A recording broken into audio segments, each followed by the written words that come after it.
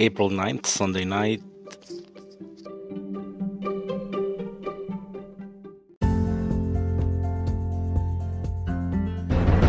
You are listening to Weather with Enthusiasm. The rest of the Pesach, it's just remarkable. I think it's been many, many years since we've seen weather like this. Just a week straight of just continuous sunshine and just warmer each and every day. Although we did have to get through the first day of the holiday, which was cold. The second day actually was colder, but the sun was strong and temperatures are going up from then on. For the rest of the week, they just get warmer and warmer. Wednesday for the upper Midwest is when things reach its peak. For areas a little bit further to the south, it just stays in the 70s. We have places in South Dakota. Now, this is really unbelievable. We have cities in South Dakota right now that are forecasted to go into the 80s on Tuesday. Lots of rain has fallen over the past several days in the Louisiana area. Some locations, I saw some spot, they got 9 inches of rain. Unbelievable. But we have other areas that didn't get much rain at all. But then we have a flood watch in effect, 1 to 3 inches of rain expected between tomorrow and Thursday, or between Tuesday and Thursday. Whenever things are just strange, there's a certain inspiration to it. It's like anything could happen. There's just that potential. That's what it's anything could happen, whether there's a scientific explanation for everything, which of course there is, but it just shows you that anything could happen. You could have temperatures warmer up north. That, in the summertime, the days are so warm, days are so long that, up north. So yeah, you could have warmer temperatures up north. April already, days are a little bit longer up north, but we're going to be seeing much warmer temperatures up north than down south. Down south, you have all that rain. We're going to see well below normal temperatures. Not only below normal, temperatures will actually be 10 or 20 degrees cooler down south than up north. A very backwards weather pattern, very backwards weather setup, and things should go relatively more back to normal next week, except we go back to the below normal temperatures. But the rest of the Pesach, it's just remarkable. I think it's been many, many years since we've seen weather like this. Off the top of my head, I would think 2012 perhaps, but I don't even know if 2012 we saw weather like this. Just that was a really warm March. It was not as warm of an April. We have a remarkable weather map, especially for April, and lots of potential things and lots of things which are expected to develop for this week. Totally remarkable. Now, snow usually reduces the temperatures, but if you look at the ICON computer model, a German computer model, which for some reason forecasters seem to be, their forecasts match up very much to what the ICON model is showing on windy.com.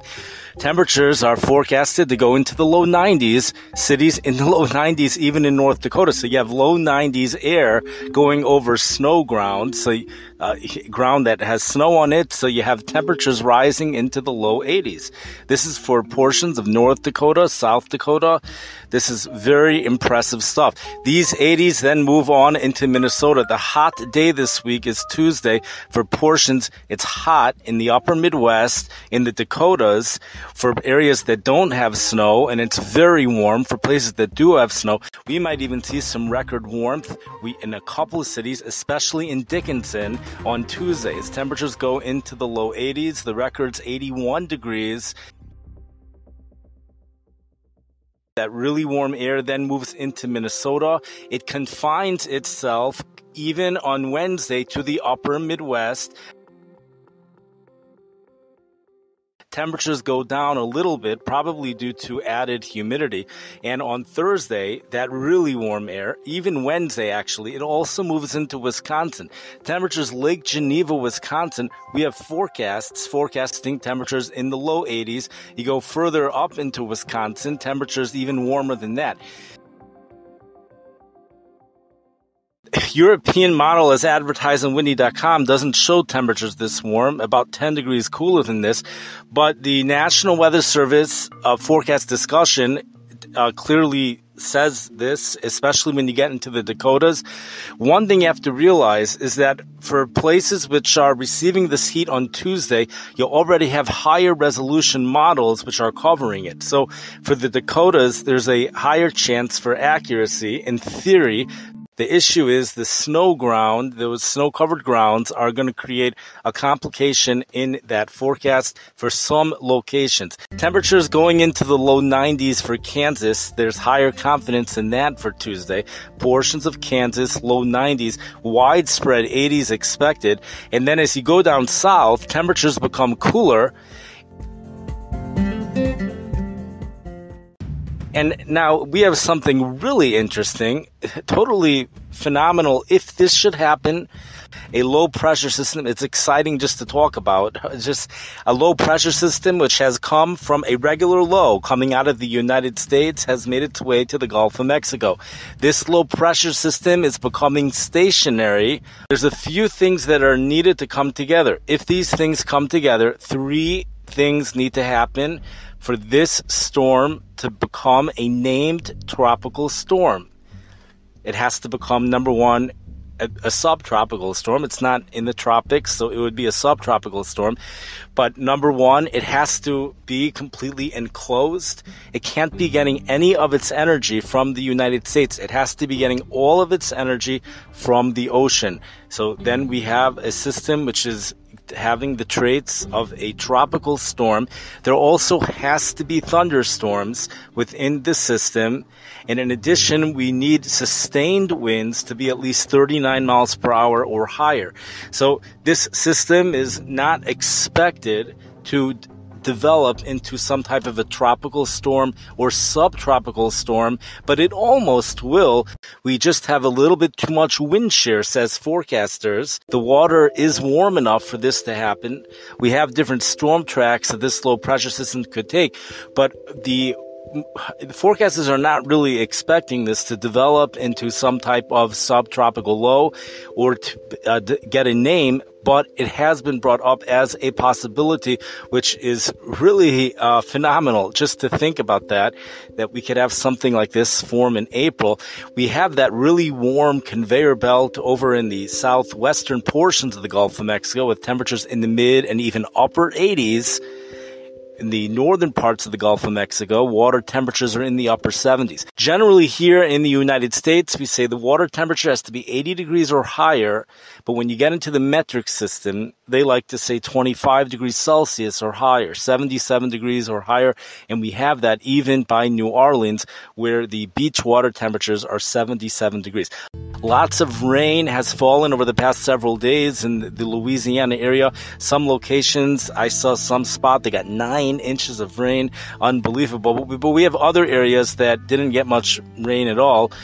But then we have a flood watch in effect, 1 to 3 inches of rain expected between tomorrow and Thursday, or between Tuesday and Thursday, as this potential, it's the low pressure system, which may take a southern track or a northern track, but it will be going in the Gulf of Mexico. It's a stationary system, and it's, which one's responsible for what? Is the high pressure to the north responsible for the stationary system in the south, or is, we do have eventually a storm system from the west coast, a storm system that will be developing actually just east of the Rocky Mountains by the weekend, will push this low pressure system in the Gulf of Mexico to the northeast and clear the place out. In fact, even without that system, the high pressure system over the Midwest moves to the mid-Atlantic area this weekend.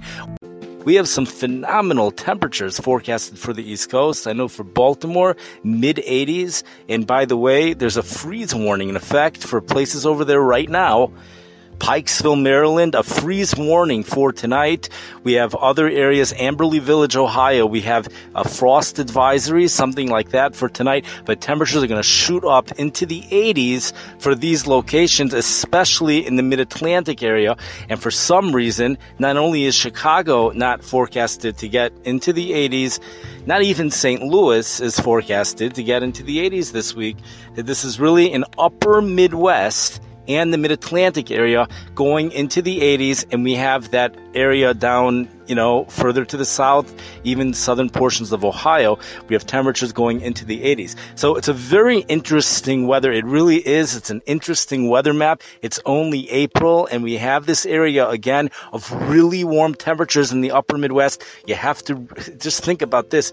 We have areas with snow-covered grounds forecasting temperatures in the 80s on Tuesday, but then much of the Midwest doesn't have any snow on the ground. They'll be under the exact same air mass Wednesday, and yet forecasts call for highs in the 70s. So it's an upper Midwest heat where temperatures in the 80s, some 90s are expected as well.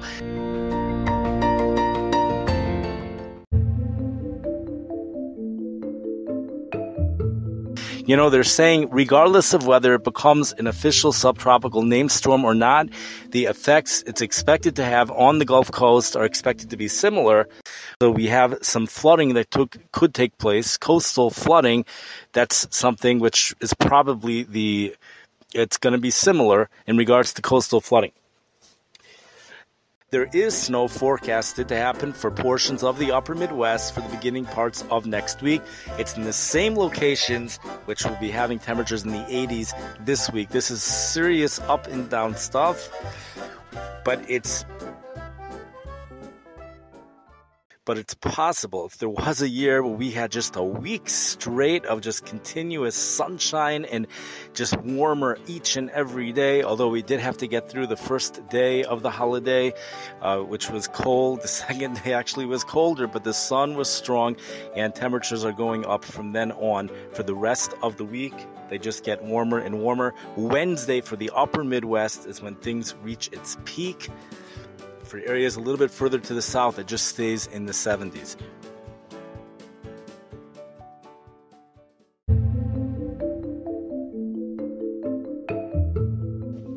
If there is to be a severe weather outbreak, it would be happening with the storm system approaching the area over the weekend, which will be producing a winter storm. If there is to be a winter storm, it would be with that system on the backside for the beginning part of next week. I wish everyone a Chag Kosher v'Sameach and enjoy the remainder of the Yom Tov. Following is a winter storm watch in effect from the Omaha, Nebraska National Weather Service. Several additional feet of snow is expected by Monday morning. People were reporting frost quakes. These are earthquake-like tremors. We have a powerhouse typhoon which has developed off in the Pacific Ocean. A big shakaru to many of you. We have parts of the world that are so hot right now. Temperatures are expected to go into the low 130s. Recorded temperatures during heat bursts have reached well above 104 degrees. It's a rare atmospheric phenomenon. We're going from one extreme to the next extreme. Feet of snow are falling in Japan. Oh my gosh. Just Google weather with enthusiasm and they're all gonna come up. For thunder and for lightning and the rainbow in the sky, for mountains and for oceans or a river running by.